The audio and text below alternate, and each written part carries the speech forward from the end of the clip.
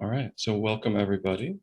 Thank you for participating on behalf of the Rudolf Steiner Branch of Chicago.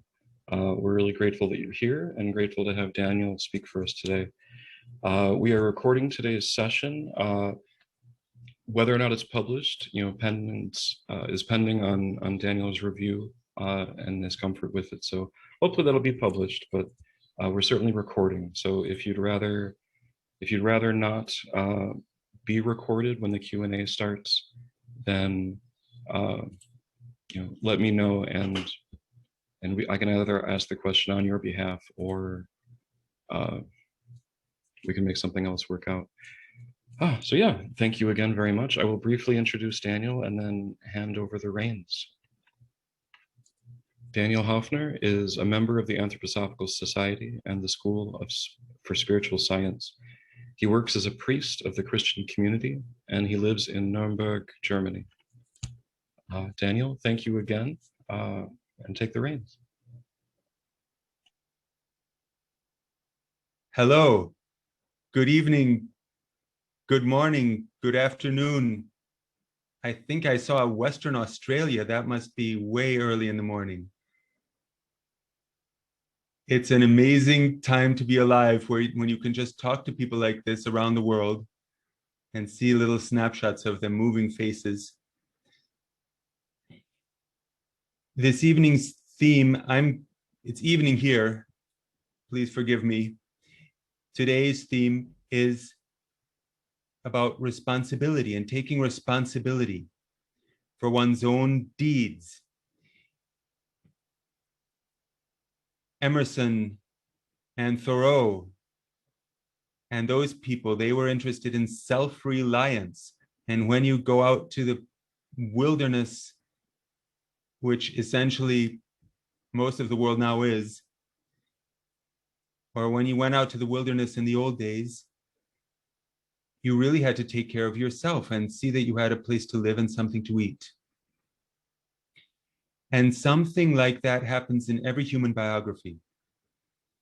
There comes a time when a child says, I can do that myself.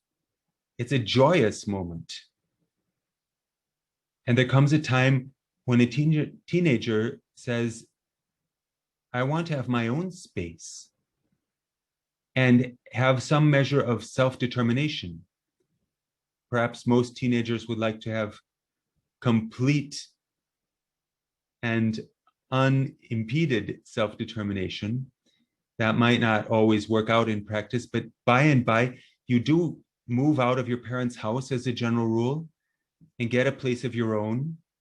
And that's pretty exciting. And then you can decide what the place is going to look like and how you're going to set it up and how you're going to live.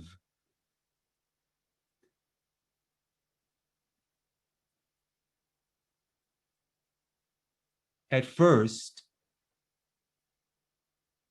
we're cared for by our parents. And the gratitude is immeasurable if you just consider how much you receive in those early years. It gives you your whole foundation for life. And at first, your parents or whoever is taking care of you decides what you should eat and what you should wear and when you should go to bed and when you should clean up your room and everything else.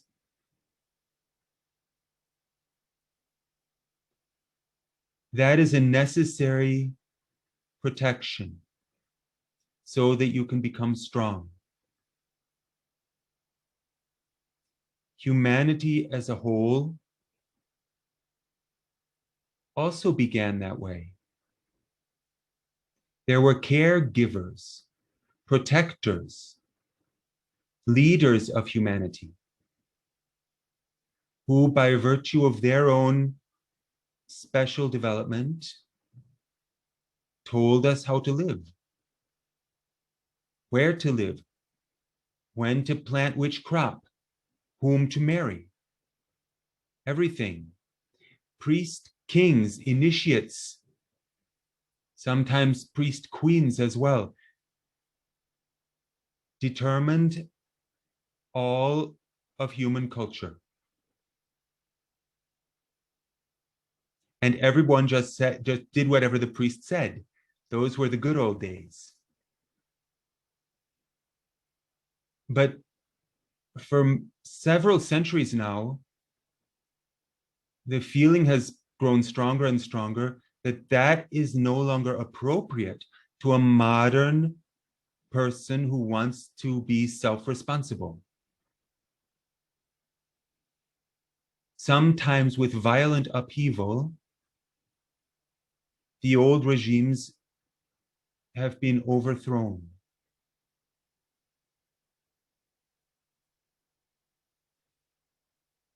Lessing, a great thinker of the German era of Enlightenment, who even intimidated Goethe, wrote at the end of his long life a brief essay called The Education of the Human Race. Lessing said, humanity as a whole passes through something like a childhood phase and must, in the course of time, come of age.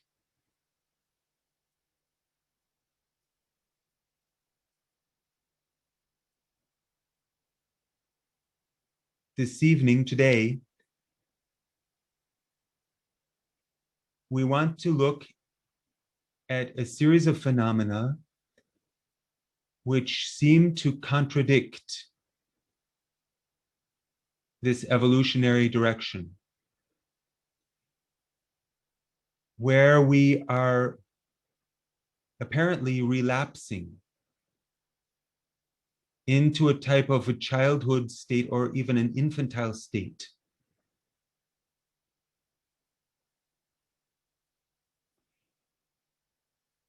Have you ever noticed that there are some people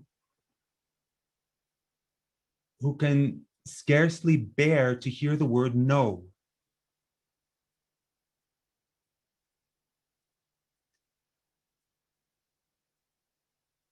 I once was in a conversation group with some other people, and I went as far as to say,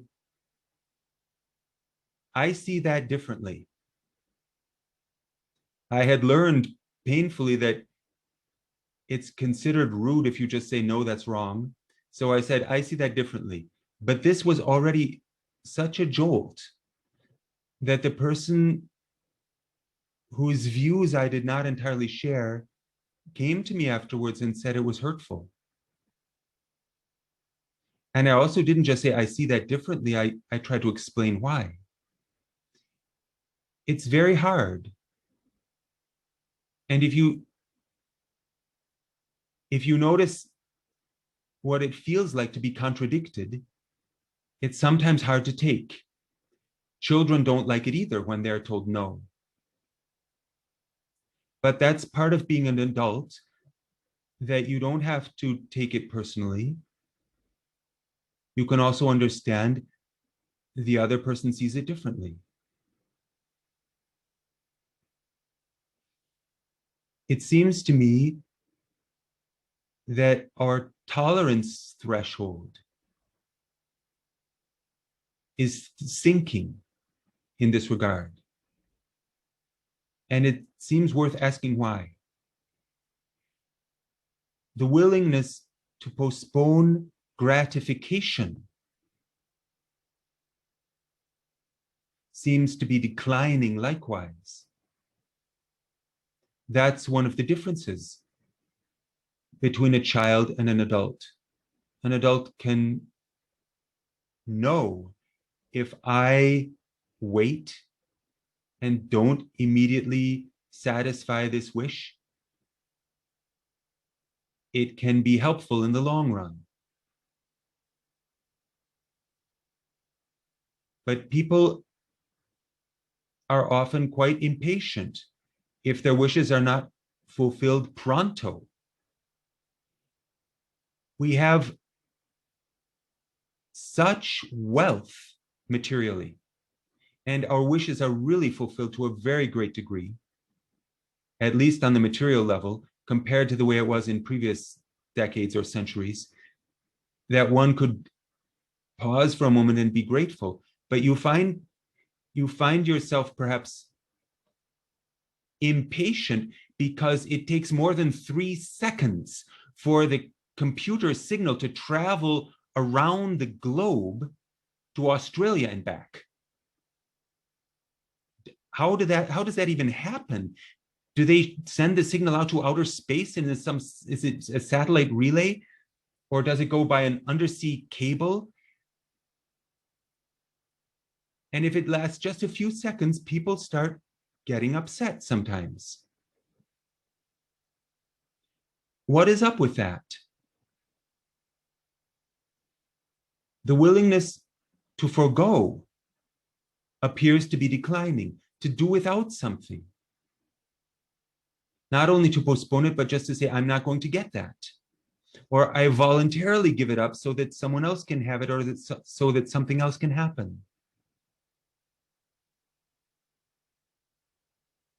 It's somewhat alarming that people are losing this ability. Of course, that's a vast generalization, but you can test these statements with your own experiences. Where is the threshold of frustration? How much can we put up with before we lose our temper or lose our patience? Again, this is one of the hallmarks of adult behavior, as opposed to the child. Children have beautiful qualities and gifts, but the selfhood is not yet there. And how does it stand with our faculty of taking responsibility? You talk to people and you bring to their attention, no matter how diplomatically, that there's some kind of a problem. And it's astonishing how defensive people can sometimes get. You can catch yourself being defensive. And the other person only wanted to say there's an issue here and is not really trying to cast blame.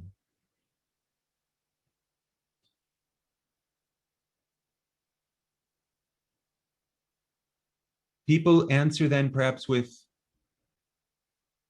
no problem, which in many cases actually means there is a problem, but I don't want to admit it. People's capacity to commit seems to be declining, as far as I can tell. Why is that? What is happening here?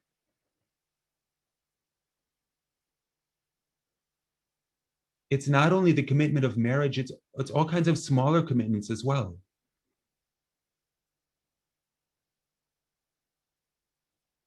There was a time when it seems to me you could usually rely upon a person's word. All right, if it wasn't a fundamentally dishonest person, you could know if he says he'll be there, he'll be there. Today, you can make an appointment with someone, and if you don't have a mobile telephone, you're lost. You go to the place and time and you just wait. People with mobile telephones, they go to the appointed place at the appointed time, or even before going, they make one more phone call to say, are you really coming? And often enough, the other person is not coming.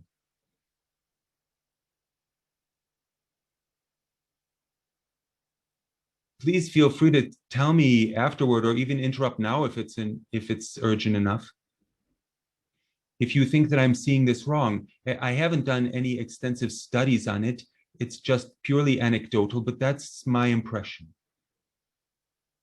Responsibility is declining, commitment is declining.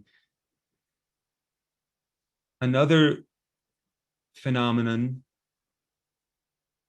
is the way that we address one another. There are cultures in the world where the way that you speak to another person is highly formalized and important. In the West, this is becoming more and more informal. That need not be a bad thing, but it's interesting to ask, what does that show? When I was at university, I was often enough still called by my surname, Mr. Hafner. I was a student. The teachers called me Mr. Hafner. I don't think that was true of all of them back then, but I know that 100 years ago, that was quite universal. And now you meet a person, perhaps a reverend, old, wise person, and you immediately say, "Hi, Sally," without even having known her before. At least in the West, this seems to be common and commoner. There's something beautiful about that. The feeling of familiarity. You no longer have to say Professor, Doctor, so and so, or Mrs. Professor and things like this. You just say Bill and Sally. But on the other hand, one can question whether that's always complemented by the necessary maturity and respect. I don't want to generalize there. It's just a question.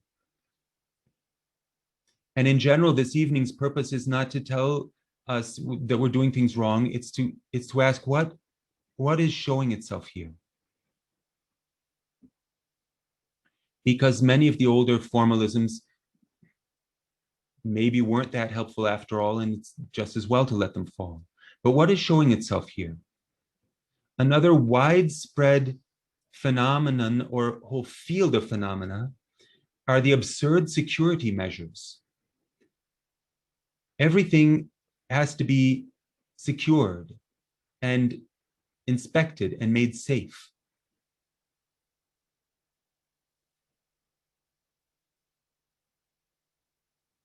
It's not only in the last couple of years with the concerns about infection. Those concerns were there before as well. People worry about germs, even though there is a microbiology in every living organism where the sharing of microorganisms brings strength. People worry about germs. This leads to laws such as pasteurization laws in many parts of the world. You're not allowed to sell milk unless it's been boiled first, that is deadened.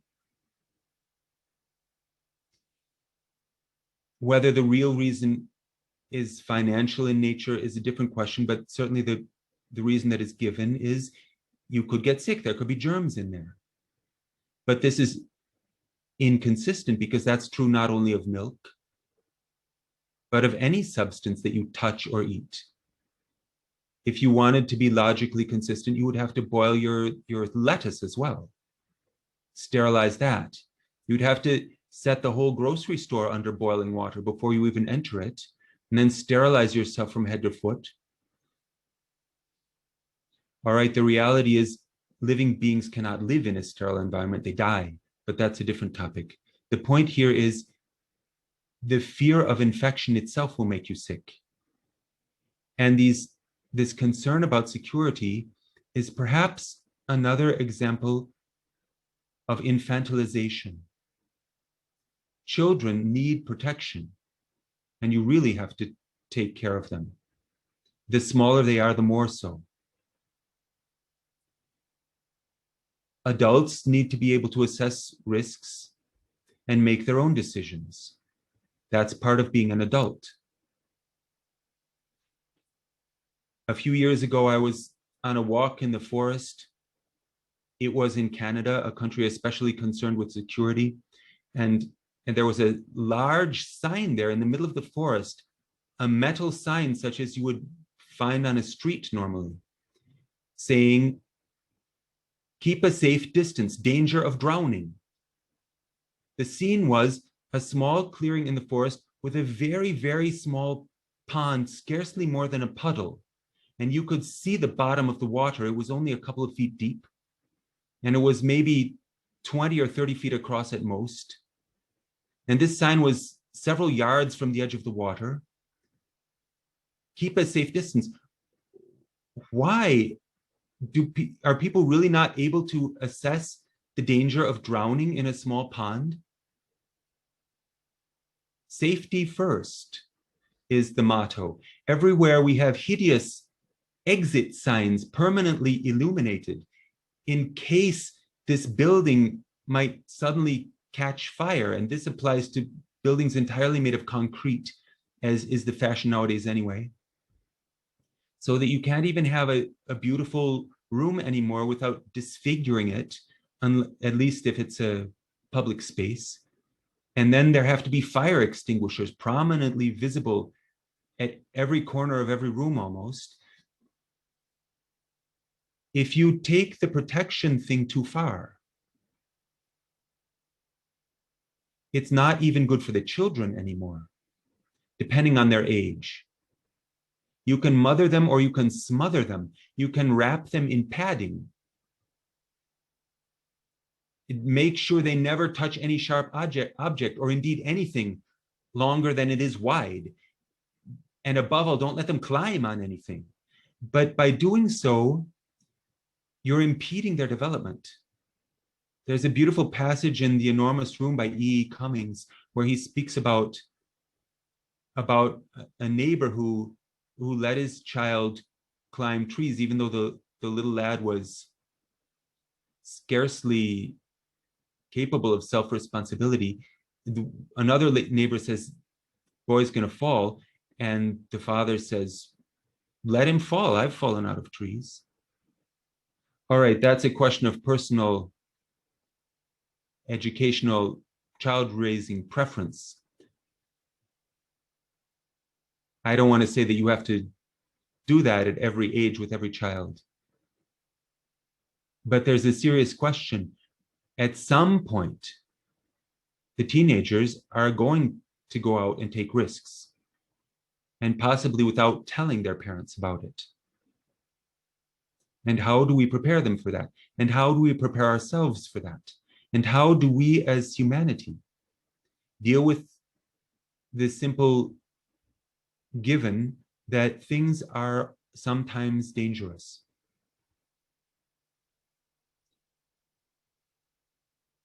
One solution, which does not seem particularly mature to my judgment, is the whole lawsuit industry. At some point, I remember being told someone burned himself, or maybe it was herself, by spilling hot coffee. I believe it was at a McDonald's. The result was a lawsuit. If you have the right lawyer, you can get a lot of money this way. And evidently the lawyer was skillful enough that, or the law firm, that McDonald's actually lost the lawsuit and paid damages because there was no warning on that coffee cup that you could hurt yourself if you poured scalding coffee into your own lap. At this point, there's a disingenuous abdication of responsibility. And the result is that now we have warning labels because of this and similar really frivolous lawsuits on all kinds of things where, for healthy common sense, they should not be necessary. At the end of a ladder, you can read a label to the effect that this is the last step on this ladder and you should not try to step out beyond it. You can be sure that there was some kind of a lawsuit that led to the necessity for pasting that label on every ladder. And staircases now in public buildings frequently are expected to have black and yellow diagonal striped police tape all across them to make sure that you can see it's actually the edge of a stair.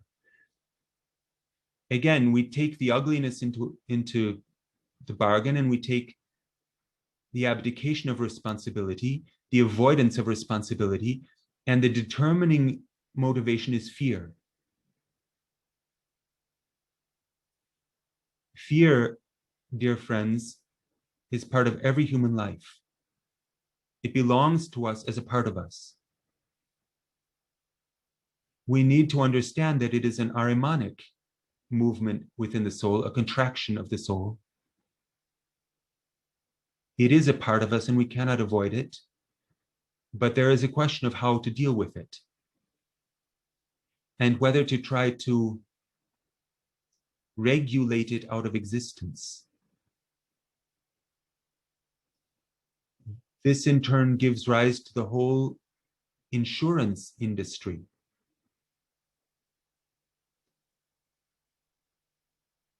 Here too, the point is not to condemn such a phenomenon, but to ask, what does it tell us?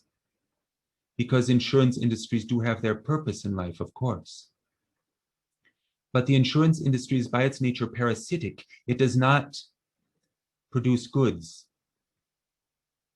It skims something off from the economy, and whole skyscrapers full of people spend their entire lives in little cubicles there, counting the probabilities and assessing the damages. And they are, of course, paid to do so out of the surplus of actual productive economic life. The insurance companies, in turn, are themselves insured.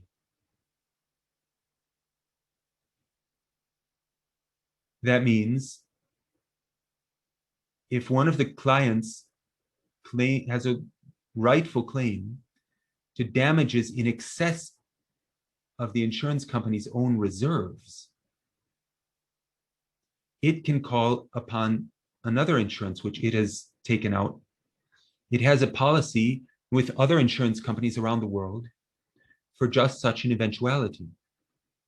So everything is covered.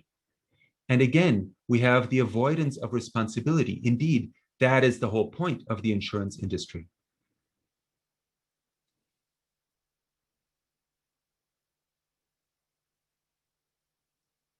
What about our relation to language?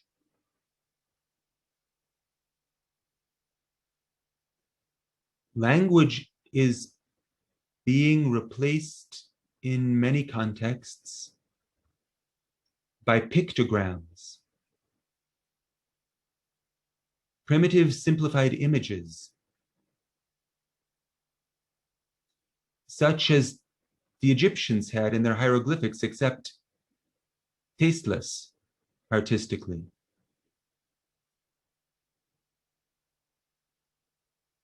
Diction is shrinking. The vocabulary of a typically educated person of 50 or 60 years ago was far richer than it is today. 19th century prose typically features complex syntax. You have to slow down, you have to breathe inwardly just to understand the sentences in Macaulay or Dickens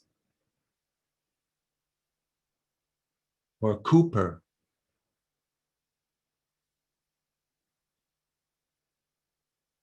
Today, people write with two thumbs and they use abbreviations. LOL, for instance, is one of the better known abbreviations, laughing out loud. But there are so many of them current on the internet that you sometimes have to consult a lexicon. At least I do. There are fortunately lexica available on the internet. You can look up all of these different abbreviations. IMHO, in my humble opinion, and so on and so on. And people refer to the organization that I work for as the CC, even when they're speaking.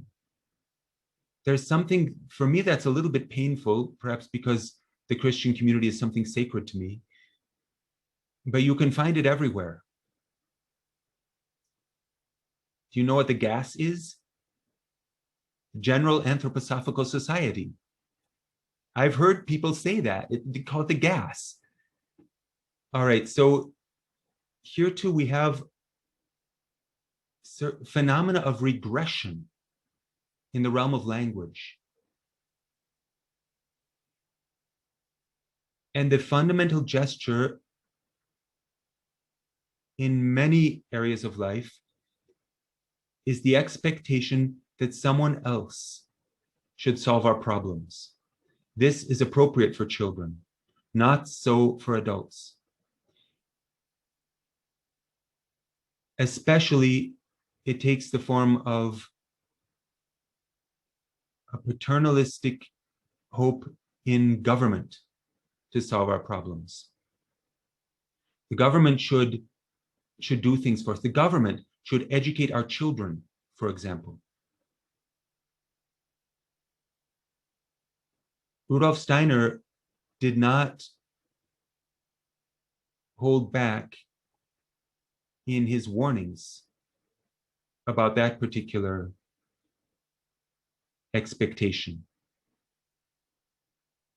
I will read you a couple of brief remarks that he made on the subject, representative of many others. He thought it was imperative to free the schools from any kind of influence by the state. And the Waldorf School was created as part of this effort. Here's something that Rudolf Steiner said during a question and answer session during the first university course, 12th of October, 1920. You will find it in volume 337B of the complete edition of his works. If aficionados of the ideas of the Waldorf School do not even develop this much understanding, that these do involve campaigning against the dependence of the school on the state, standing up with all our forces for the release of this school from the state. If they do not summon up the courage to strive for the disentanglement of the school from the state as well, then the whole Waldorf School movement is for the birds. For it has meaning only if it grows into an independent realm of the life of the spirit.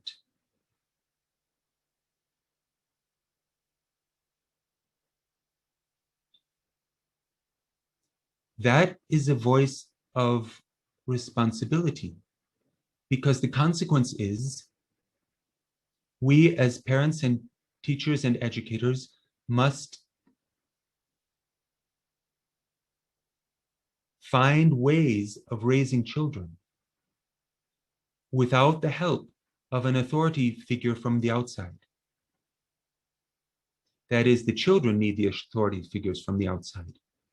But the teachers need to find their own inner authority, and so do the parents, and not abdicate that to the government.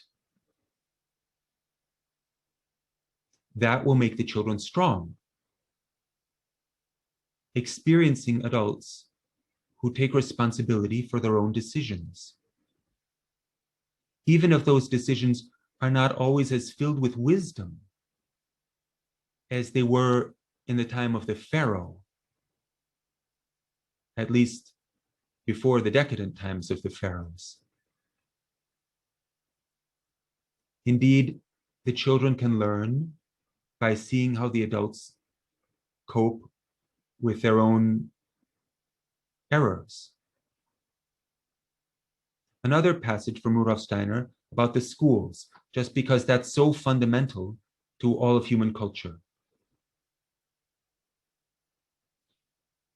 This is from a lecture for the founders of the Waldorf School, for the first teachers, which Rudolf Steiner gave on the 22nd of August, 1919. That's just when they were getting ready to open the school. It is contained in volume 294 of the complete edition of his works, and published in English as Practical Advice to Teachers. I read it because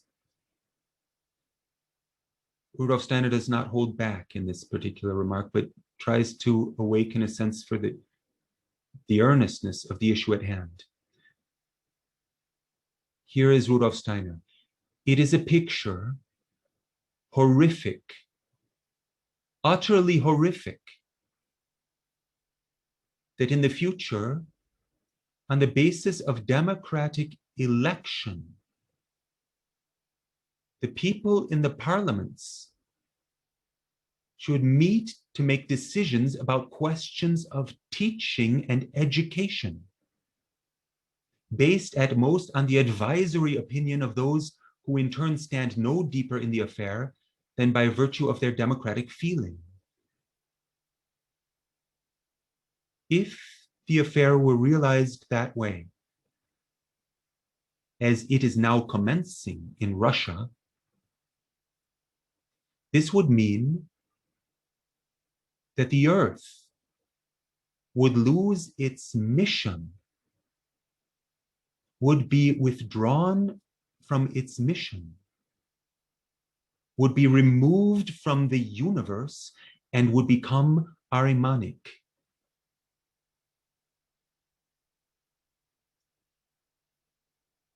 Yes, dear friends, this is a meeting of a branch of the Anthroposophical Society, hosted by our dear Chicago Rudolf Steiner Branch of the Anthroposophical Society. And so I think it right that we also face such severe challenges as are posed by words like that. It's not that Rudolf Steiner said it, which proves that it's true. You can know that it's true.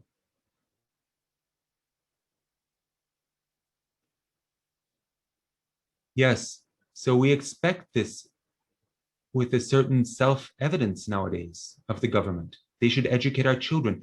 The government should also edit our news. In America, it's called public broadcasting, but also the entertainment. This is dubious. A government which controls the propaganda channels. The government should also finance the religious communities of its choice. In Germany, this takes place by way of a church tax. Oh, that doesn't happen in America or Canada. And yet, approved religious communities receive tax exemptions in America and Canada, for example, as well. I don't know the details of every country of the globe, but this is very widespread. That is, there is a hidden financing that happens. That means the gift money is not entirely gift money. And different kinds of money have different qualities. Gift money is different from coerced gift money, which is what taxation is. And the spiritual life needs gift money. The government should also determine what medicine is and issue recommendations, medical recommendations, or even directives. This is not a new thing in the last couple of years. This has been a trend, an increasing trend for a long time now. The government should, of course, protect us from poverty.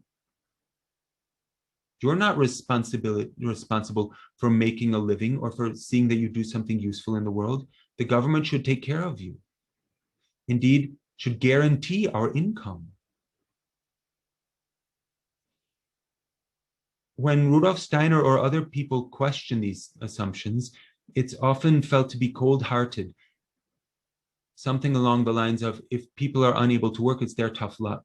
That is not at all how Rudolf Steiner meant it. But there's a difference between helping people out of human initiative and lawfully enforced, regulated pseudo-brotherhood.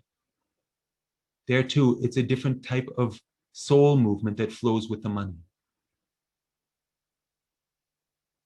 Brotherhood and caring for the weak are not things that can really happen in a human sense under compulsion. And the government is, after all, the compulsion sector of human society. Some people think it should even guarantee our income. Rudolf Steiner obviously spoke against that, and it would be maybe too much to get into all of the details. I will just skip to the main idea right now so that we don't go until midnight. This is something that Rudolf Steiner formulated early on as a general law concerning the coming of age of humanity. He called it the fundamental sociological law. He published it in the Magazine for Literature, of which he himself was the editor in the 1890s, and he published it in 1898. This magazine was in Berlin. Rudolf Steiner was living in Berlin and working as the editor. And he often reviewed the latest books in different fields in this magazine. And this was part of a book review. A certain Ludwig Stein had written a book called Freedom and Society. And in July of 1898, Rudolf Steiner wrote a review of this book in which he essentially said, Stein has done us a great service in showing cultural evolution over the course of the centuries and millennia. What he failed to do, according to Rudolf Steiner, was to draw the conclusion from all of the examples that he lists, because there's a law to be gleaned from it. Law in this context does not mean a directive. It's a descriptive law, not a prescriptive law. The fundamental sociological law is simply a description of how human evolution has been going and is going. Rudolf Steiner formulates this fundamental sociological law in the course of his book review like this. At the beginning of cultural conditions, humanity strives for the formation of social bands. The interest of the individual is at first sacrificed to the interest of these bands. The further development leads to the liberation of the individual from the interest of the bands and to the free unfolding of the needs and powers of the single person.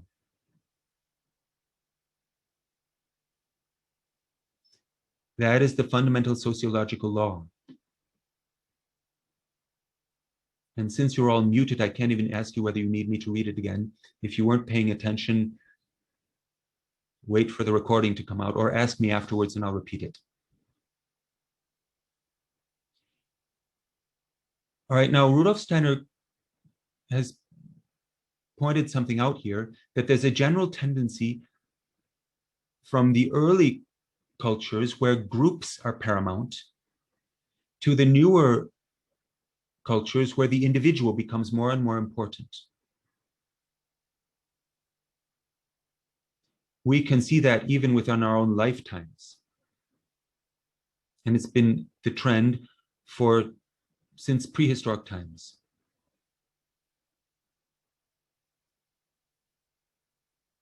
Rudolf Steiner continues now, after formulating this law, writes further in his book review,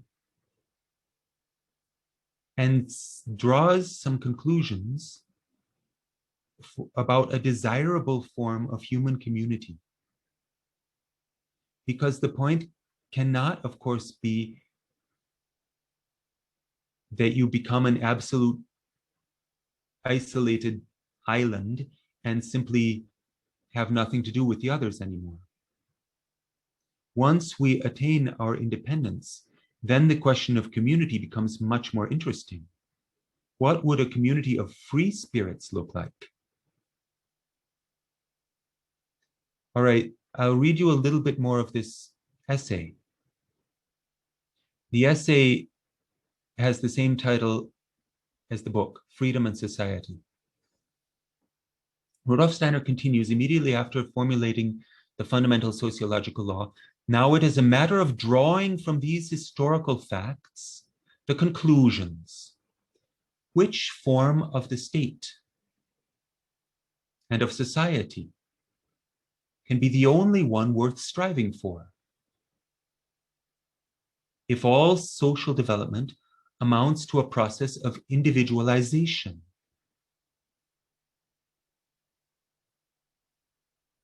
the answer cannot be all that difficult.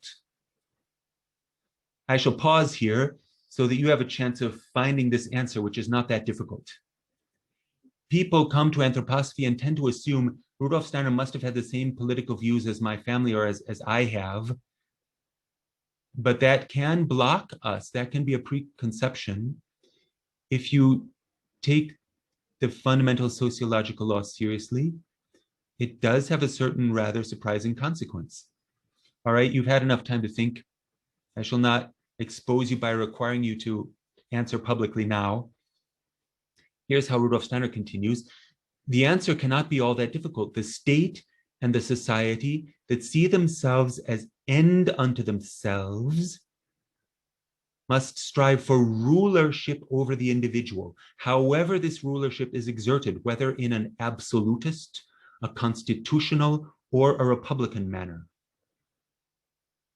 If the state no longer sees itself as an end unto itself, but as a means, then it will also no longer emphasize its principle of rulership. It will set itself up in such a way that the single person comes to count in the biggest possible manner. Its ideal will be the absence of rulership.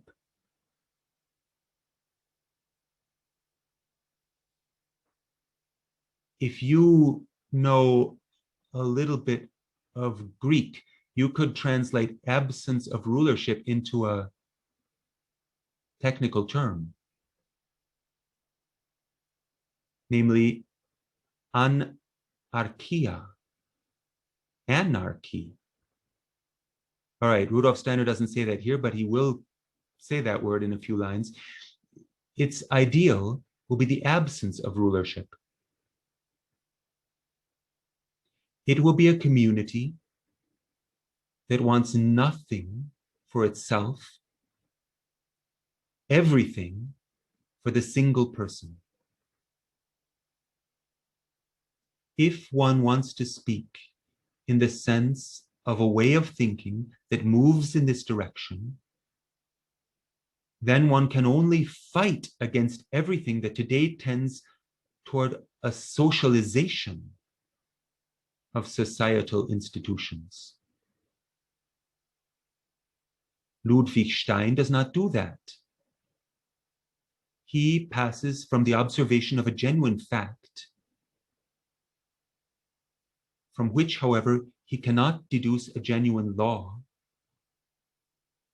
to a conclusion that represents a lazy compromise between socialism and individualism, between communism and anarchism.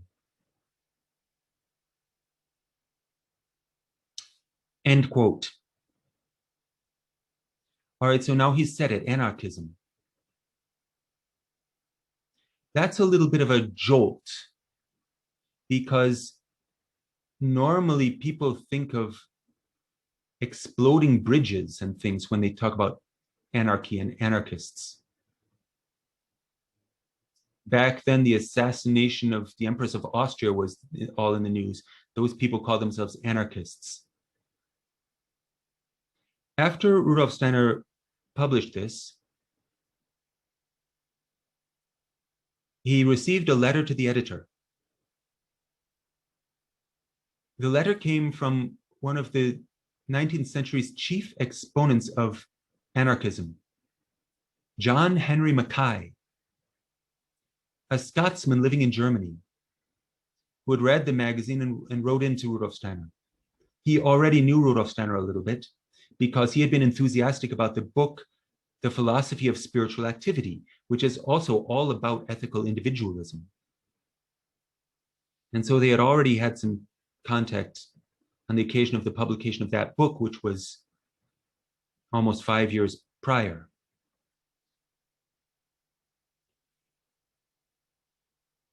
Mackay was the rediscoverer and editor of the individualist Max Stirner, whom Rudolf Steiner valued highly. You can find him described in Rudolf Steiner's Nietzsche book and in his essay, Individualism in Philosophy, and elsewhere. Nowadays, Mackay is, alas, famous for something entirely different. That was after his acquaintance with Rudolf Steiner and after the death of Rudolf Steiner, that he came out in favor of pederasty, but that is a whole different topic. Mackay was connected in turn with Benjamin Tucker, the editor of the magazine Liberty, the journal Liberty in New York City. Tucker published, on the recommendation of Mackay, many articles by Rudolf Steiner in this early libertarian journal, Liberty. Those are some of the first English translations, maybe the first English translation of Rudolf Steiner's works at all. Tucker was the father of libertarianism in America, not to be confused with the Libertarian Party, libertarianism with a small l, that is, the emphasis of the individual. All right, so anarchism is a more extreme version of that, and taken to the extreme would mean there's no government whatsoever. Rudolf Steiner was not in favor of abolishing the government altogether. He says it has its necessity, but the ideal must be to shrink it as much as possible in keeping with each stage of our evolution. So Mackay writes into the editor. Maybe I'll even just read you parts of that. The whole thing would be too long, but because it's not that often quoted, I think it's good to hear a little bit of this. Dear Herr Dr. Steiner, more urgently than ever in the last years, the request of my friends reaches me in these days to take a position anew against the tactics of violence, so as not to see my name thrown together with those so-called anarchists who are no anarchists, but one and all revolutionary communists. All right, Mackay goes on, makes some advertisements for his own book, The Anarchists, for Tucker's journal. And finally, he gets to the point and says, I noticed you said the word anarchism in your article there. How do you stand toward that?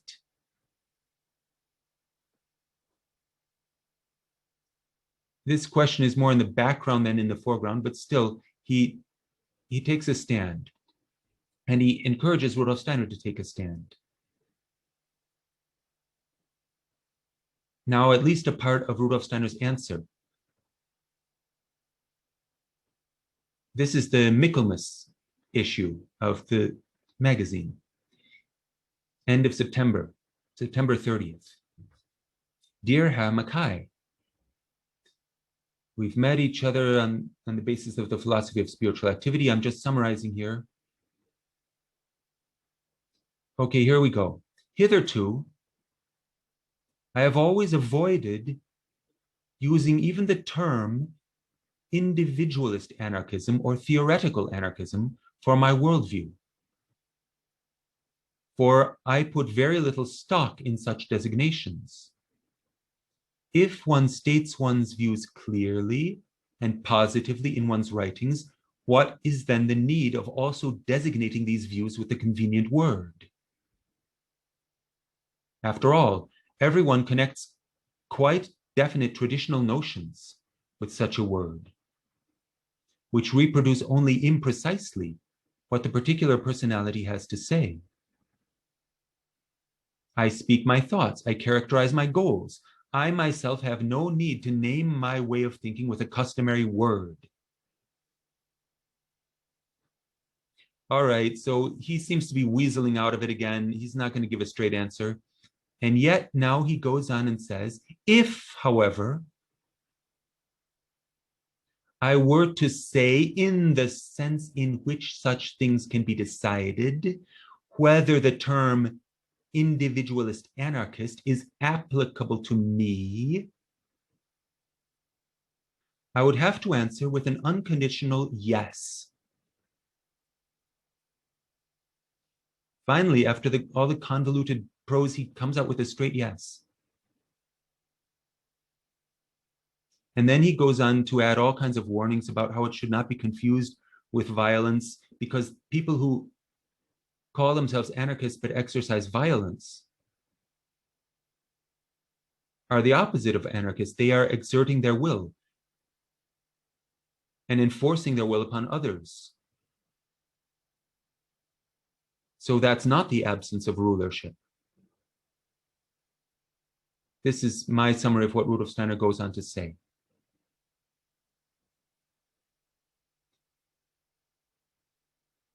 I'll read some more of what he says. The individualist anarchist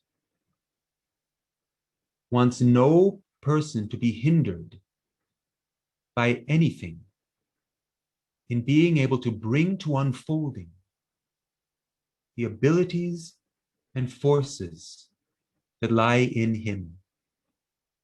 Individuals should assert themselves in a fully free battle of competition. What, a battle of competition? Okay, that sounds kind of anti-social. Aren't we supposed to be nice? Battle of competition? Rudolf Steiner is speaking about the spiritual life here, where it is right to draw the sword. In the economic life, brotherhood, not a battle of competition, must guide us.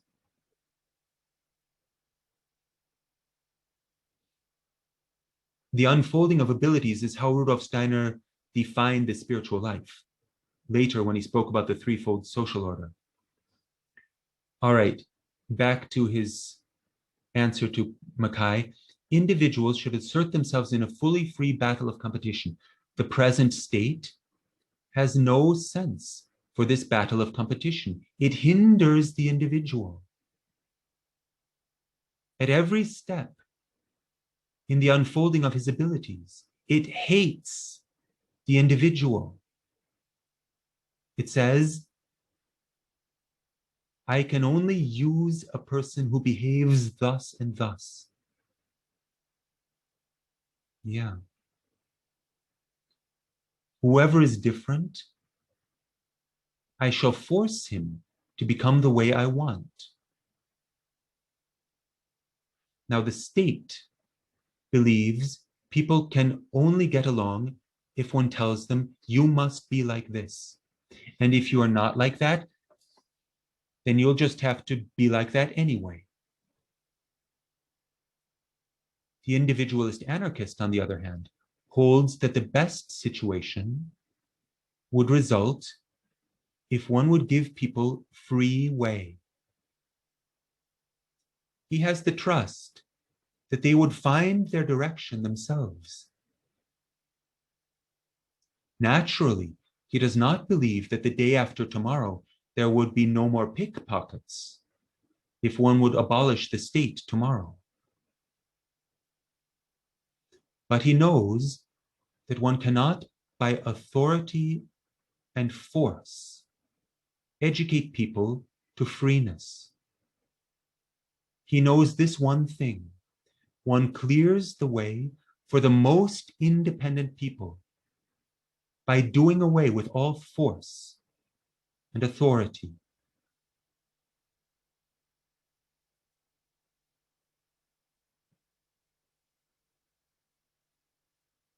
It goes on quite a while. It's worth reading the whole thing. You can find it at the Rudolf Steiner archive.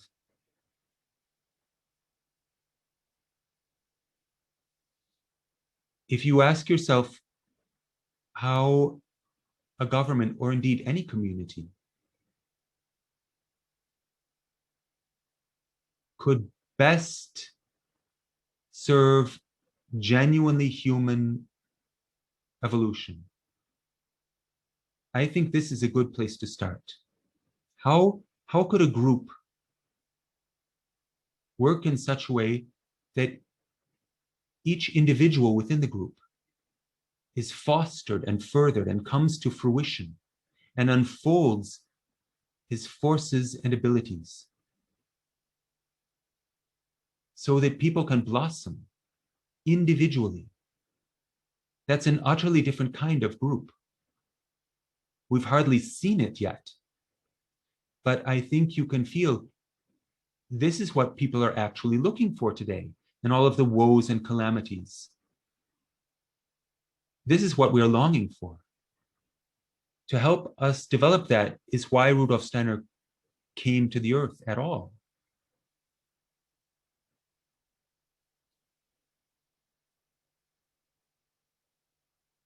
I would like to say another thing out of Rudolf Steiner's anthroposophical research, which he only said in lectures for the members of the society much later.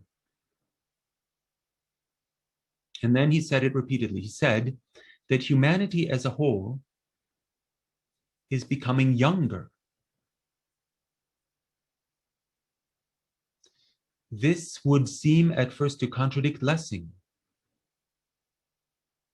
Rudolf Steiner, by the way, is always quoting this Lessing essay about the education of the human race and always praising it. So we have to deal with a seeming contradiction at first.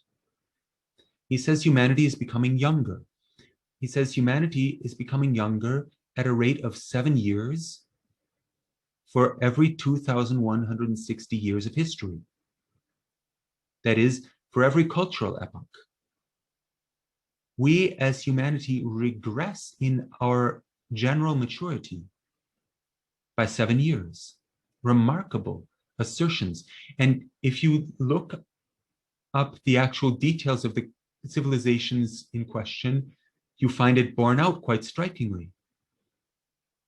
According to Rudolf Steiner, in the ancient Indian, that is the prehistoric Indian cultural epoch, the first so-called post-Atlantean cultural epoch, humanity matured naturally to the age of 56 That is, there's always an age up to which we mature inwardly without even exerting our effort. Today, for example, any 10-year-old is going to be more mature than a 7-year-old, more mature than that same 10-year-old was at the age of 7, barring a severe accident or extreme psychological trauma. It just happens. But not every 60-year-old is more mature than a 50-year-old, than that 60-year-old was at the age of 50. That's not necessarily the case. That is, Rudolf Steiner looks for the moment up to which there's a natural maturing process. And he says in ancient India, it was the age of 56. And that's why that culture and many of the Asian cultures have such reverence for old people. In the ancient Persian culture was only 49. In the ancient Egyptian culture, 42. And not just in jumps, but gradually declining over the course of the centuries. When we look at the ancient Greek cultural epoch, the age is 56, and indeed, 35. Math is hard. And indeed, the Athenian democracy, for example, stated that you're allowed to speak in public and join in the deliberations on matters of general concern once you reach the age of 35. That's voting age in Athens, 35. Because up to then, people are still maturing. At the turn of the ages, that age just happens to be 33. Rudolf Steiner mentions this in connection with the mystery of Golgotha, because that was the age at which Jesus was crucified, and says that that's not a coincidence.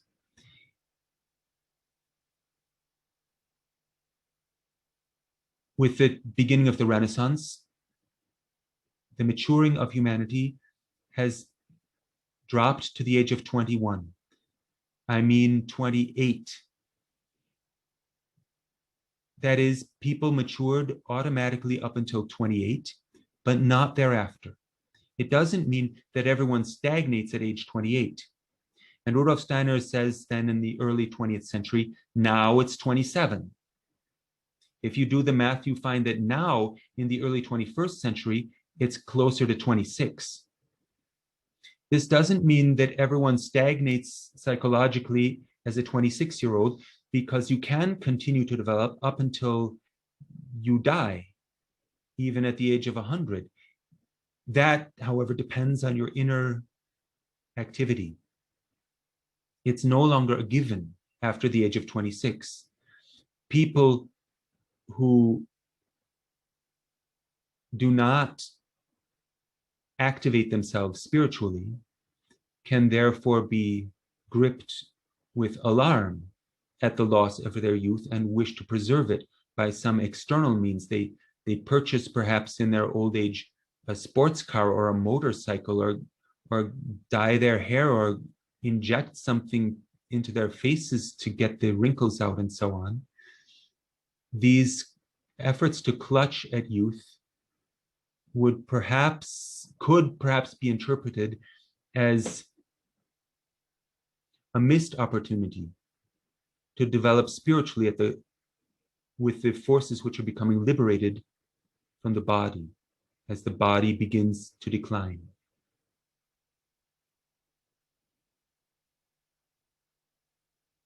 If you work out the mathematics still further, you can find that at the end of our present fifth post-Atlantean cultural epoch, our process of maturing will only last naturally up until the age of 21. And Rudolf Steiner points out in this context that that will keep on going and going. That is, there will come a time when we no longer naturally reach puberty. Well, that changes everything. That means, and according to my math, which is usually wrong, that would be age, we would reach age 14 around the year 5733, end of the sixth cultural epoch.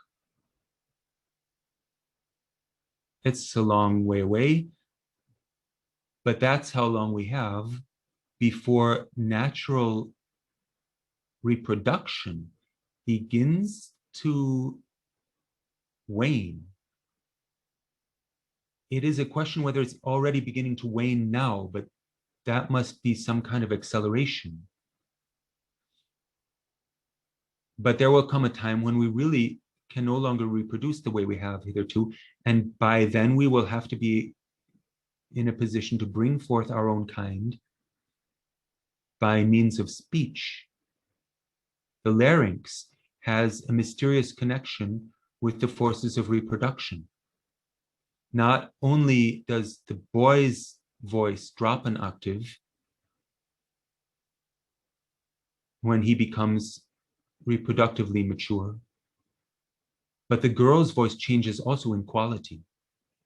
It takes on a more velvety tone, like a violin. If you listen to little girls or also little boys as they speak and chatter, it can sometimes sound like birds. So there's not the drop of an octave, but there is a change in the voice. And this is just a hint of things to come. In the future, according to Rudolf Steiner, we can learn to create a human being by speech, to reproduce by speaking. All right, that's a glimpse of a distant future. We can put it this way.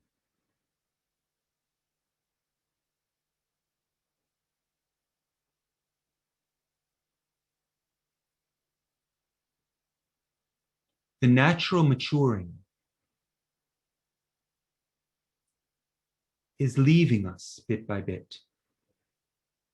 We are being called upon more and more to do it ourselves.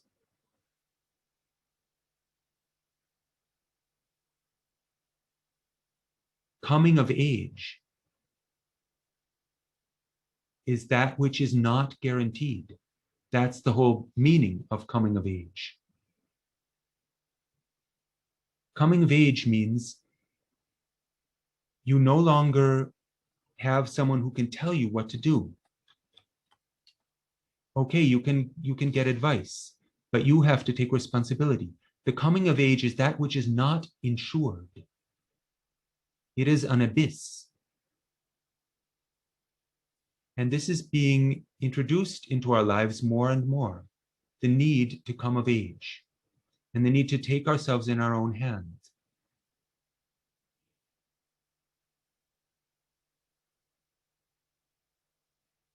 In the gospel, a beautiful word can sum up all that we've been moving within us today. It has to do with the maturity. To those who became followers and disciples, Christ speaks, "No longer do I call you servants, for a servant knows not what his master does. You I have called friends, because I have made known to you the Father ground out of which I work." I'm paraphrasing this a little in my own words.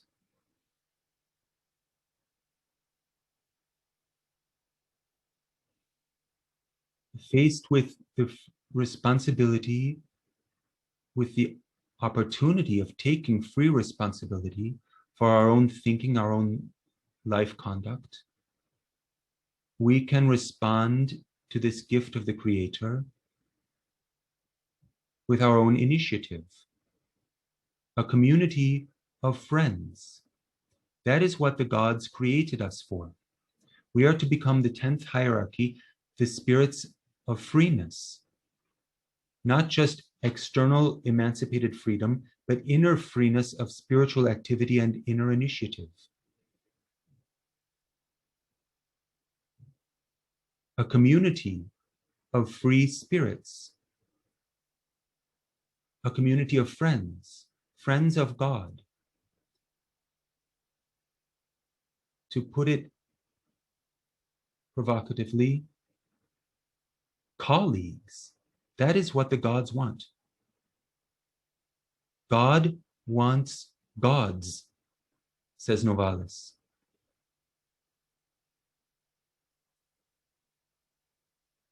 And the phenomena of infantilization in our age are but the birth pangs of the free spirit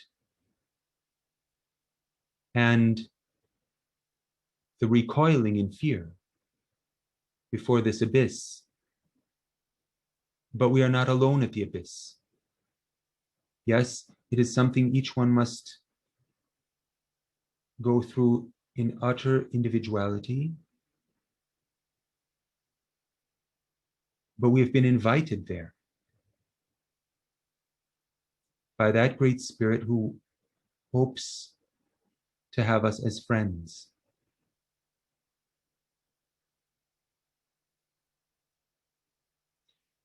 All right, you've put up with a whole lot of tirade this evening. Jonathan suggested that we could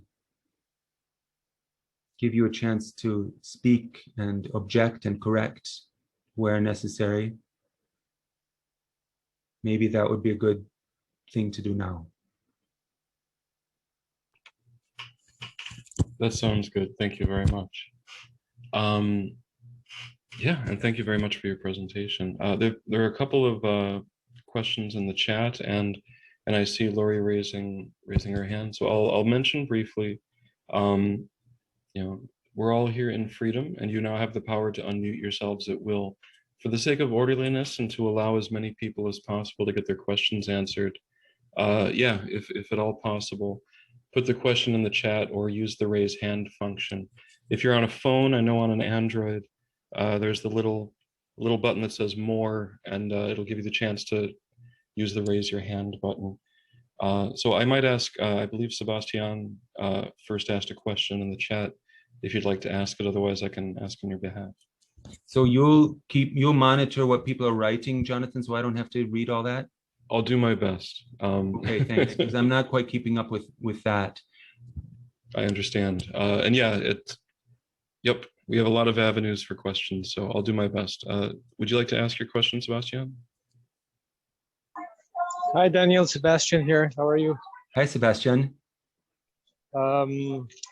Just wanted to ask you about the right sphere infringement on the name of everybody according to medical reasons. Is the right sphere? I can't hear you too well, Sebastian. The right sphere infringement on the name of what? Of medical reasons on the people. So taking medical decisions for people in terms of all what's going on around now, us right now. Do you follow the question? I think so. You're saying that the rights sphere or the government is currently infringing on the medical questions, which are rightly part of the spiritual cultural life. Yeah, and that seems to be like the big elephant in the room right now. How to circumvent that? How to prepare around that? What are your thoughts?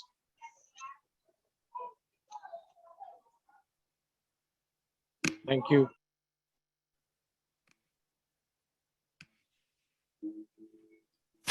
I'm sorry, I don't know how, because it's not a small thing and it's also not a new thing. These are merely the consequences of a type of thinking which has been in the making for 100 years and more. Materialistic hygiene and the tacit assumption that the government should take care of everything, and above all should take care of problems.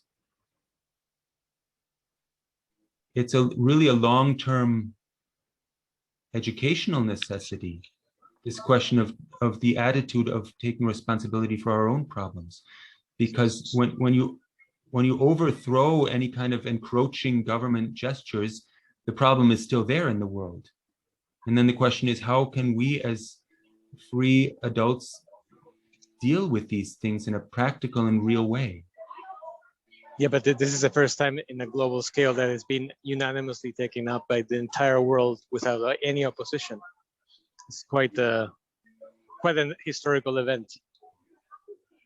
Yes, it's impressive in its unanimity that all the heads of government are speaking as if with one voice. That's quite an astonishing achievement. I'm sorry that I am not quite sure of the most important steps, but I'm sure they must begin with the formation of consciousness. This much I can say. Simply storming the barricades may be necessary sometimes, but it will never be sufficient.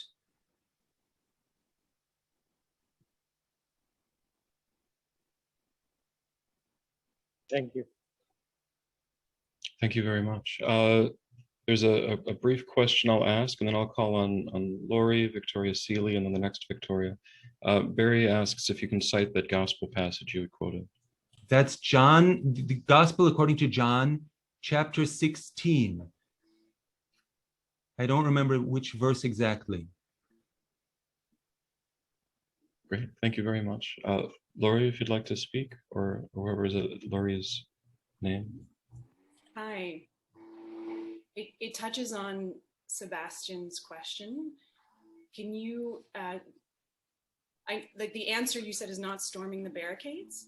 Could you speak a little bit more in depth about what we can do on the development of our inner life that could make a difference in the way that we participate in society, in our outer life? I didn't hear the last few words, Lori.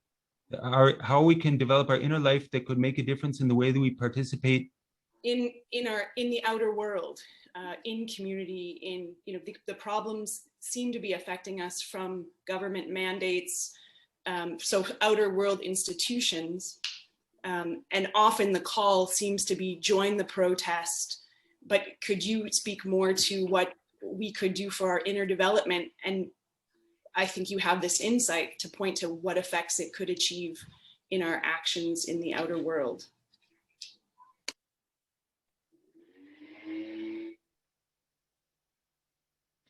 Any inner work always has an effect, and that's one of the fundamental attitudes cultivated in the basic book about how to attain knowledge of the higher worlds.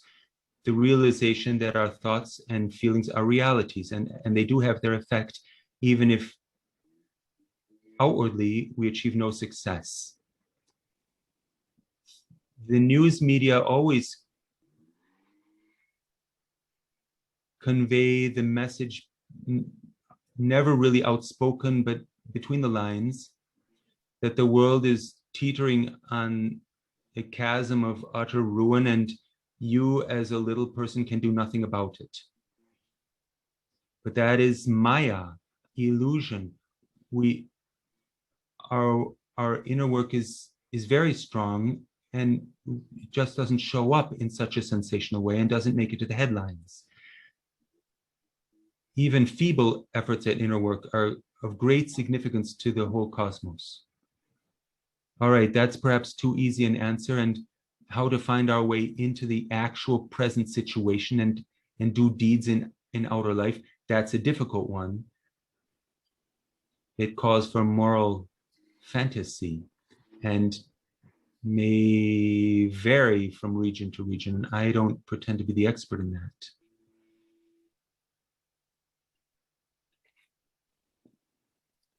But any inner work that strengthens our awareness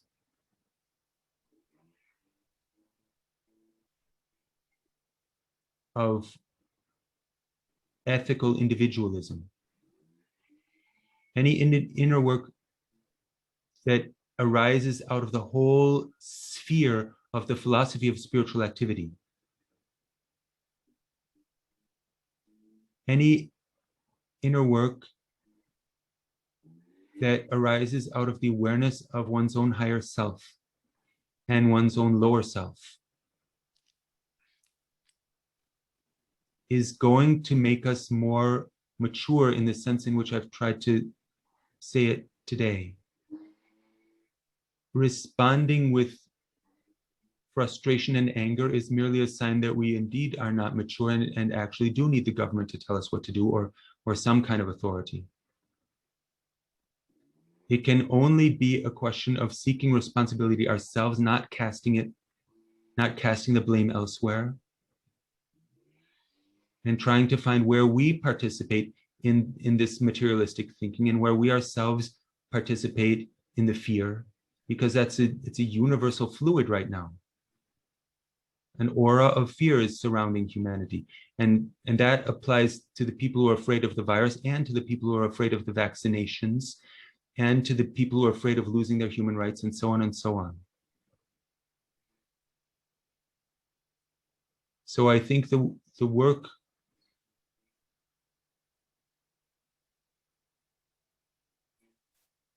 with the soul calendar and the work with the philosophy of spiritual activity, it doesn't have to be those exact books and those exact verses, but anything that comes out of that general realm will strengthen our inner selves. And that's what's needed above all. And then we meet each other as individuals. We live in a time when it is with an unparalleled opportunity to practice the second half of the maxim of free people, letting live in the understanding of the other person's will, to let live not merely begrudgingly, but in the understanding of the other person's will. That can be a daily practice. And then we meet each other differently. I mean, that would be my path. I would try to start with individual encounters and not go to the streets and suppose that by waving a banner, I can change the minds of the people in power. I don't have a lot of faith in that approach, but if you think it works, go for it.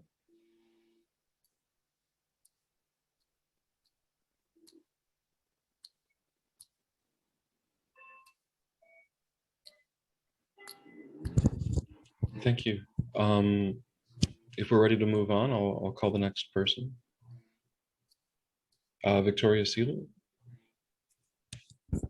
Good evening. Can you hear me? Yes. Hello, Victoria. Thank you.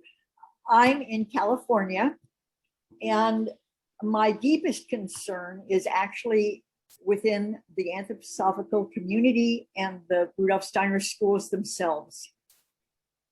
That concern is there are certain schools in California, Rudolf Steiner schools, that have now mandated that all of their faculty get vaccinated or they will not be hired.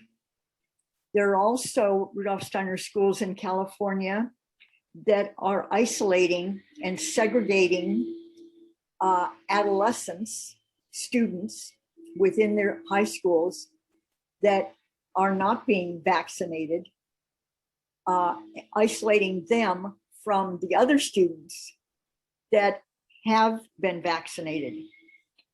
To me, these are not just antisocial activities, but extremely traumatizing as a psychotherapist and student of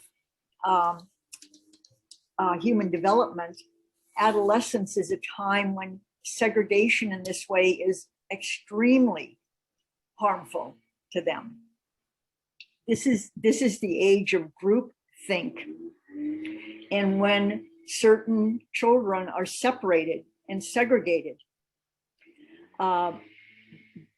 they they already feel alone, but now they're even feeling more isolated and alone.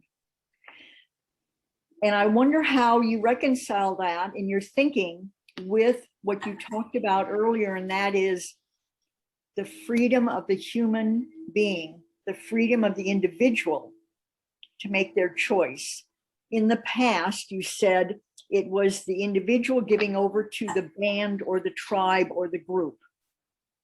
But now, in the age of the consciousness soul, it is for the individual to be able in freedom to make their own decisions. How do you reconcile that with what's going on, at least in my state, with some of the Rudolf Steiner schools? Right.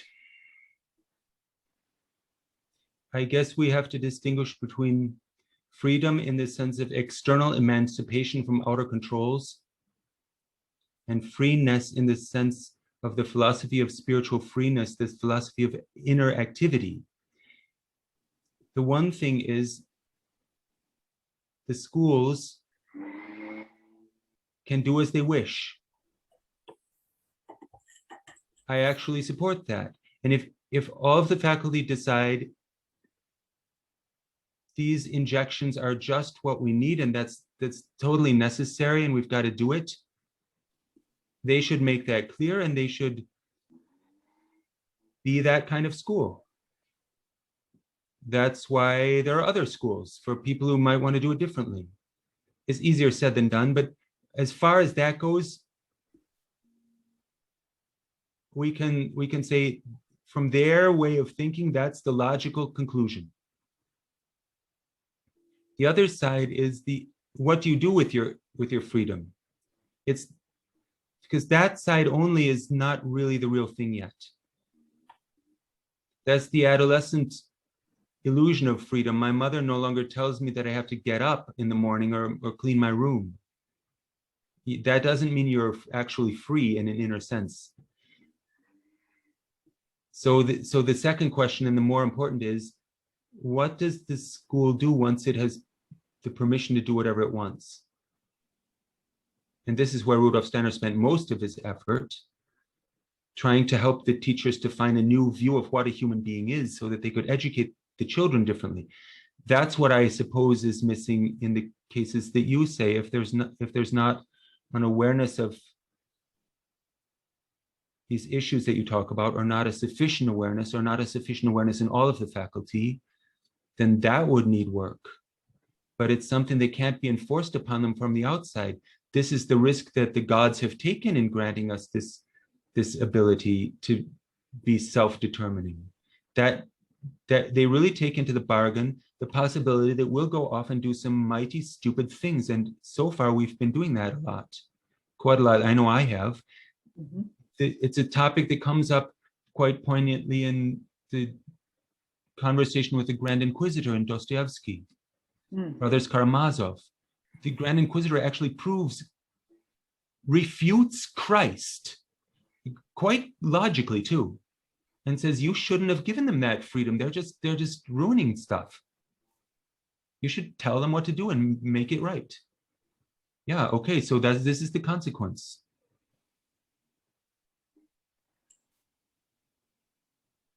All right, and then the question is, how do we deal individually if you have these adolescents in your therapy, or if you have some kind of human connection with the teachers, how can you help them? Otherwise, we have to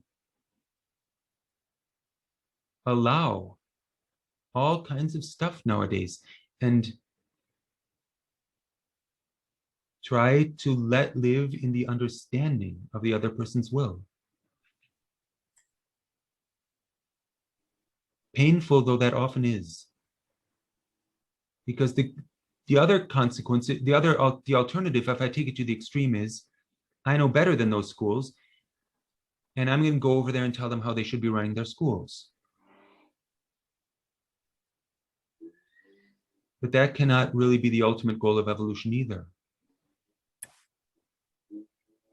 No, and I want to come in here for one moment, because that's one extreme to the other. as I'm hearing you. And somehow I work to find the center. And the center, from everything I've explored, is not being met. It is the extremes, one way or the other. It is not me personally, but an individual wanting to say, I know better than you. It's also certain, in this case, faculty members saying, I know better than you, and eliminating other faculty members. Yes. Not even allowing natural immunity if someone's already had the virus. And natural immunity is the gold standard for immunity, not any shot. Though that's being eliminated. So I think we need to be very careful with what we're the science that we're ruling out in order to group think science and only think one way in science and eliminate everything else. Maybe it's possible to speak with some of these people. I've been writing letters. Yes, that's good. And especially if you know them. Mm-hmm. It's hard when an outsider comes and says you're doing everything wrong. And it's also hard when a central board says it. I don't know, Association of Waldorf Schools of North America or some other group mandates it with a blanket mandate. That would be a possible method. But in my experience, the most effective is if the people can understand it and speak about it. But it's hard because there's a polarization. Yes. And people go on the defensive.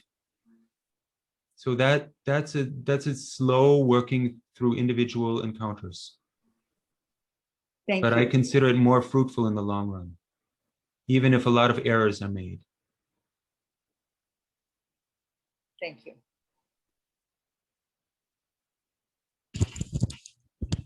Thank you very much. I was sent a note, but I know that there had been a hand up before Paul, which was lowered. The other Victoria, did you want to ask anything? Otherwise, I'll ask Paul to speak. Hello, can you hear me? Yes. Hi, Victoria. Hi, Daniel, and hi, everyone. Thank you so much, Daniel, for sharing all your thoughts. My question, it is regarding also teenagers, but specifically my teenager, how we can support young people when they don't want to face the situation, when they want to avoid it, that they don't want to hear about it, like they want to avoid all kinds of situations when they are exposed to the reality that's what is happening. And yes, that's my question, like how you can support people, like young people. When a young person does not want to face what? When they don't want to face the reality, I mean the current reality, like I don't want to hear about it, like I want to avoid anything, like to be exposed in any way to it. Like how we can help to support them, yes, like to process all what is happening. The strongest is if a person can face reality, even the painful parts of reality. But every one of us is sometimes incapable of doing that at certain points. I think if you're with a young person and able to speak to a young person, the ideal should be helping the young person to endure it, because there's so much pain and ugliness in the world. And some of the young people are astonishingly tender in their souls. Even the ones who put bolts through their noses and tattoo themselves and shave off their hair and make themselves ugly are sometimes very, very tender in their souls. I mean, there are different types of young people, of course, but a lot of them are far more innocent and delicate than one might suppose. And it's probably best to do it gently, if not to rub their noses in the reality, but to do it gently and to say, look, I have to, it hurts me too to look at that, whatever the example may be. But to show, if you can show the young person a way of looking at it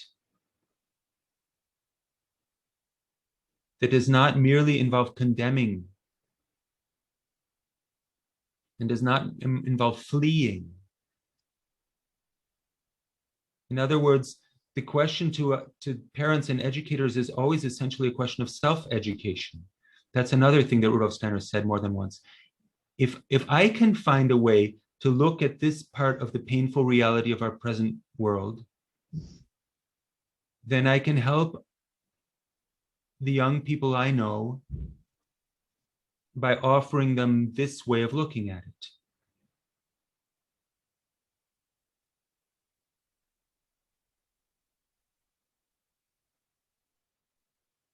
If I myself am freaked out by all of the wrongs in the world, then I have to deal with that first before I can help other people.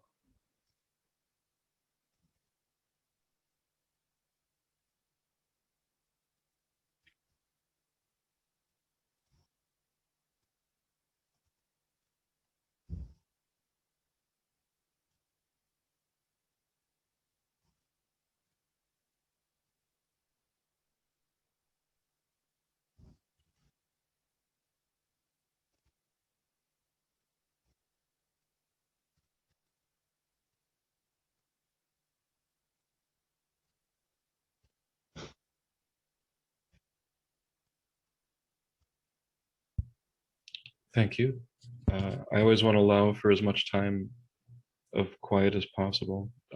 Is there more you'd like to say, Victoria, more you'd like to say, Daniel, before moving on? No, thank you, Daniel. I just one thing, how we can help to strengthen the young person so they have they can face things in life better. I mean, I know that's education, but I mean, when they are done the education, I mean, to us as well, but there is any other way, besides our self-education and offering our views, No, the indirect approach is the strongest. Strengthen the good.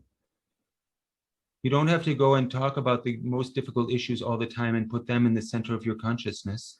You do have to look at them sometimes and offer a way of looking at them. But the main thing is do something beautiful and good and true, and offer the young person something beautiful, good, and true. Experiences and abilities, and above all, activities. Young people want to do something good. They don't just want to hear about it.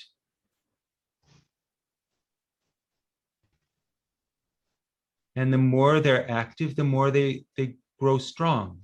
And that works indirectly, preparing them to meet all of the unpleasant things which are going to come inevitably in one form or another anyway.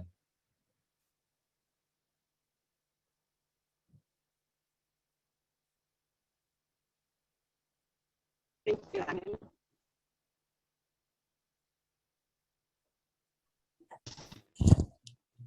Thank you much. I see Paul's hand raised. Would you like to speak? Yeah, hi. Hello, Daniel. Hey, thanks for the wonderful lecture, as always. But when I was listening to this, I thought of a few things that, as I with this impulse for control of people at the current time, it seems I've thought about that as this first self-interest involved. And there's a type of looking backward, I guess, as well, times in the past where, medieval times and before that, where there was more control on people.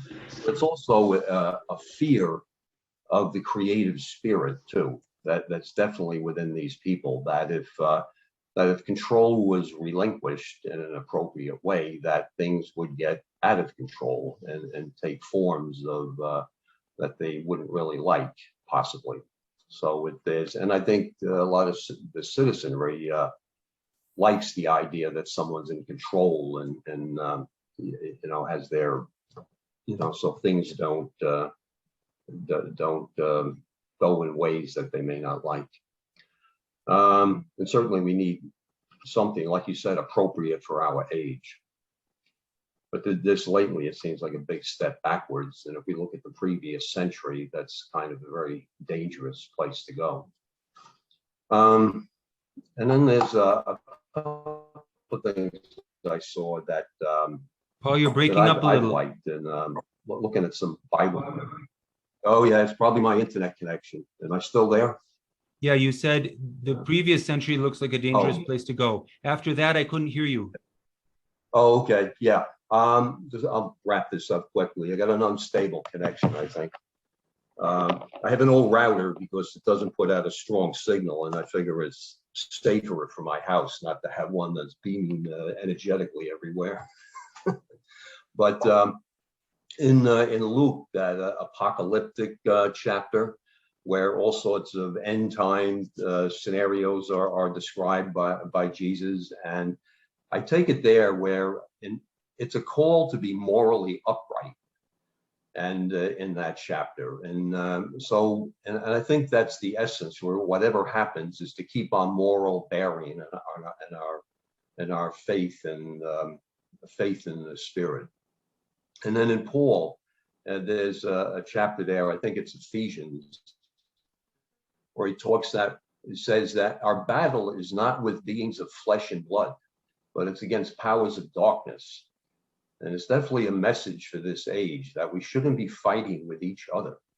We should realize that the problem is really the darkness in each of us, and of course in ourselves primarily. Anyway, that's my contribution. Thanks. Thank you, Paul. Hi, Joanne. Hi, Daniel. Thank you.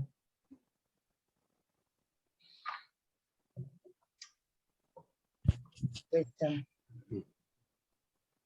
Yeah, thank you both.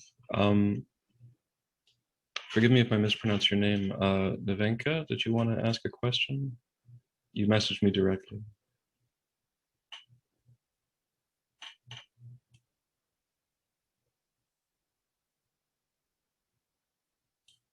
Oh, actually, it looks like Nevenka dropped out. So I apologize there.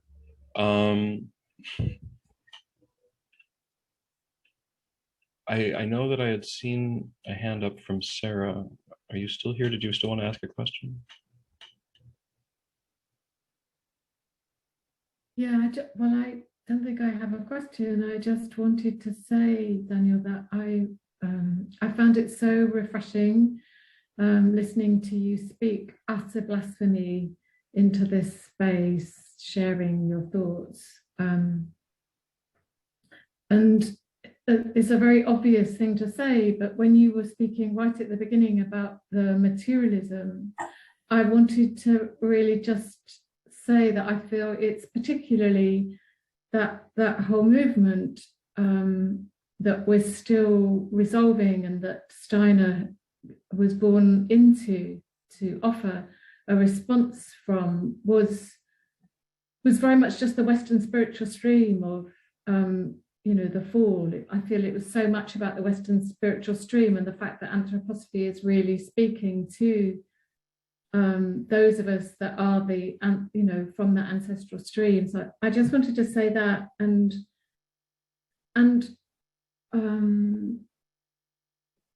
really just I'm just so aware, in response to what I really understand about that question about what can we do, really aware of you being in Nuremberg, and that this is an opportunity as a group for us to hold this deep intention that I know we all have to be transformative in our daily way, in our daily lives. And I wanted to, this is a bit of a joke, me making this comment about blasphemy, but I want to offer a little blasphemic comment of my own, that in terms of the challenge around COVID, is that personally, I don't believe in the germ theory at all. And, I'm really enjoying the exploration of more and more subtle understandings of spiritual science that are seeing how, the etherization of our blood is, a gift. Thank you.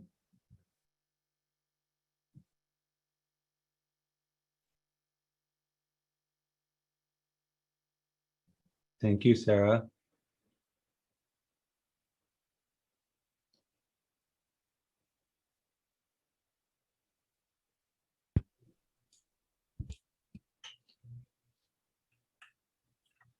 I believe Carol has said that she'd like to ask a question. Would you like to ask that now? Myself. I'm a third generation, they call us Sansei, Japanese American. I was born and reared in Hawaii. My grandparents were immigrants from Japan, and my parents were born and lived during the time of the Second World War. They directly experienced martial law and following the bombing of Pearl Harbor.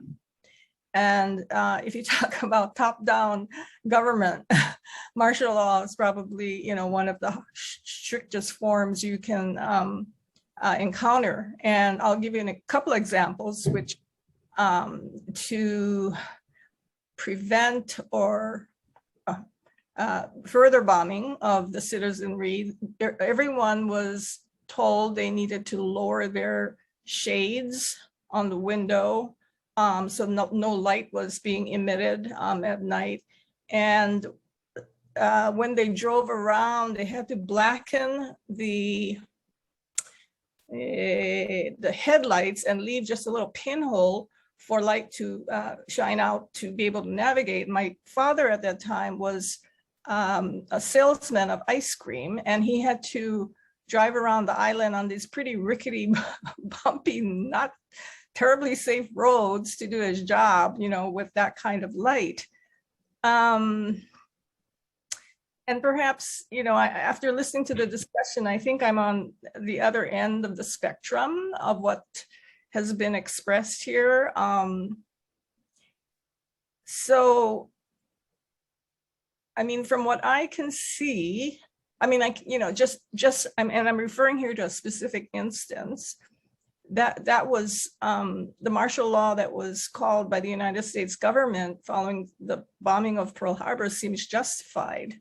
And that if people did not follow it at that time, that would have put at risk other citizens, other individuals. So I guess the broader question is, so are there such times in history when the surrendering, either consciously, willingly, or unconsciously, unwillingly, of one's freedom for, quote, the good of the greater whole, is that, do you recognize that as a viable position?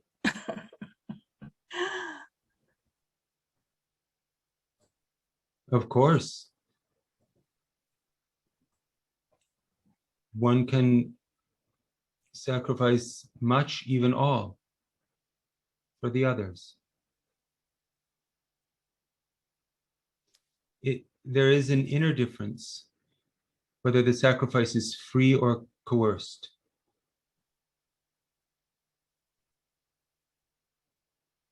Rudolf Steiner's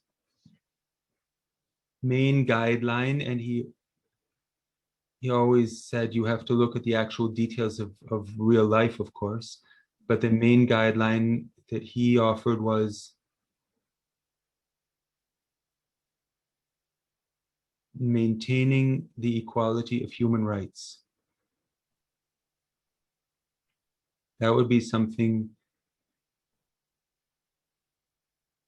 which the government can and must do. There there will still be pickpockets the day after tomorrow if the state is abolished tomorrow. That was the example in his response to Mackay. And to deal with pickpockets, of course, the root of the problem is, again, a cultural, spiritual problem. How are these people brought up and educated, and what happened to them in their lives? But when they're actually in the act of stealing someone's purse, coercion can be necessary. You might have to stop the guy and grab him, or in the extreme case, lock him up or something. But that's always to be dispensed with great caution, because, well, I think we can all feel that the element of coercion is something we would like to minimize. Thank you. Thank you very much. There are 2 hands up and 3 minutes left. I'm sorry, 2 minutes left. Do you feel comfortable committing to either or both of those, Daniel? Sure. All right, then I'm going to cut it off with Theodore, and then whoever has their hand up for iPhone 11. But Theodore, if you'd like to ask your question. Out of respect for you, I will now call you Mr. Hafner, if I may. All right, Mr. Petrenko. We used to be on a first name basis, but I understand. I have a suggestion and then a question.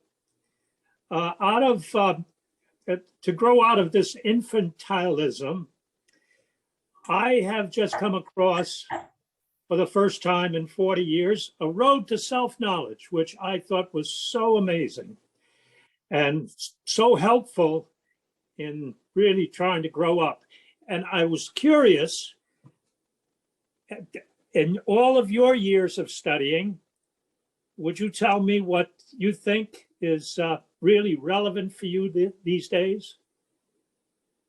The philosophy of spiritual activity is always in the foreground, but that book that you just mentioned, Road to Self-Knowledge, that's great. That belongs to the whole group of books about the inner path of self-development. Yeah, it's hard to choose just one. Yeah. I mean, those 8 meditations, I can't get through the first one. Yeah. Thank you, Daniel. Thank you, Ted. I'm going to call you Ted now if you call me Daniel.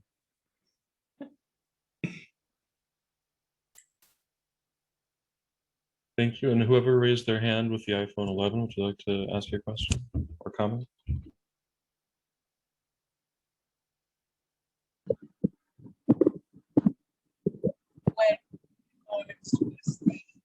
Can't hear you too well. Sorry, when Henry Barnes was the Secretary General of the American Society, there's a story about him having kept the entire American Vorstand in a room until they finally were able to agree on something. I'm sorry, are you calling from the bottom of the ocean? No, I'm calling from the phone. I heard Henry Barnes, Secretary, and maybe Vorstand, but that's about all I got. So he held the entire American Council in a room for about 11 hours until they all agreed on what it was they were talking about. And I've often wondered when I thought about that, is that forced? Is it free? How does that work in the real world? Did you say Henry locked them in a room for 100 hours? No, Henry locked them in a room. We didn't lock them, but kept them for 11 hours. 11. That's pretty long too. Yeah, I think so. But he didn't lock the door. So maybe they realized there was some wisdom in it. Well, nobody ever complained about it that I know of. I mean, he was a very diplomatic man. I know, I knew him well. So my question is, was that forced agreement, or where is the fine line between finally agreeing to something you don't agree to? I can't speak to that example. I wasn't there. No, I wasn't, I mean, I used it as an example for my question. And my question is, when does it stop being agreement and forced agreement?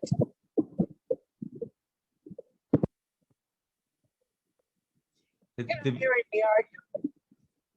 The element of compulsion begins in the moment when I do not accept your sovereignty, even if I don't even say anything and don't do anything outwardly. The moment that I inwardly resent your right to make your decision, I'm already living in the stirrings of the unfree spirit. The maxim that I quoted before from the Philosophy of Spiritual Activity, chapter 9, says, to live in the love for the deed and to let live in the understanding of the foreign will. That is the maxim of free spirits, free people. Conversely, this means people who don't let other people live in the understanding of their will are unfree. You make yourself unfree when you don't inwardly accept that. And the other people might really be doing some very silly things, and you might really know better. But God set the world up in such a way that that person gets to decide and you do not get to decide. And to accept this, not with gnashing of teeth, but really wholeheartedly, and to understand it, and to understand where the person's coming from, to understand his will, that's a whole inner path. And that's the other side of freeness. Not only I'm free to run around and do stuff, but I love your ability to run around and do stuff, including things which I don't particularly endorse. Easier said than done. Well, yeah, I mean, I'm on the board of a nascent to-be Waldorf school, and I was one of two people who did not want something to happen, and finally said, okay, because all the others wanted it so badly, it seemed wrong to stand in their way. Is that coercion? Maybe. It's a question, does everyone have to agree? Rudolf Steiner suggested for the Waldorf school that he was a part of that the teachers could form smaller groups, and one group would be entrusted, for example, with preparing all of the school assemblies and deciding which class appears on stage in which sequence and all of these things. And another group would be entrusted for some other area of responsibility, so that not all decisions have to be made in a big circle. And that means you put up with the decisions that this particular committee comes up with, even if you don't agree with them.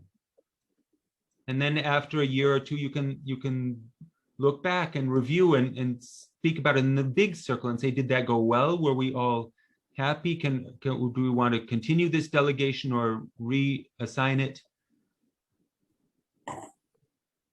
The more that you try to make group decisions, the more that you inevitably come into situations where all but two people want one thing and the other two want the other thing. And the only non-compulsive way is to take enough time to speak about it until everyone understands everyone. But that's not always possible given the constraints of life. And so then the difficulties come. Hence, the practical possibility of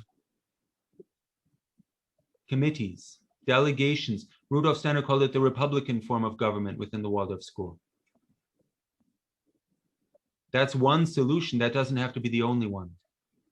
But certainly there can sometimes be elements of compulsion when you notice you're the only one, you're the only holdout, and the others are getting more and more irritated. Sorry, I didn't hear what you said just now. Didn't hear you. This was about buying a building. So you can't really have a committee only about buying a building. I'm sorry, I can't hear you too well. I don't think that this is working very well. I thank you for your answer because it was very insightful for me. Bye.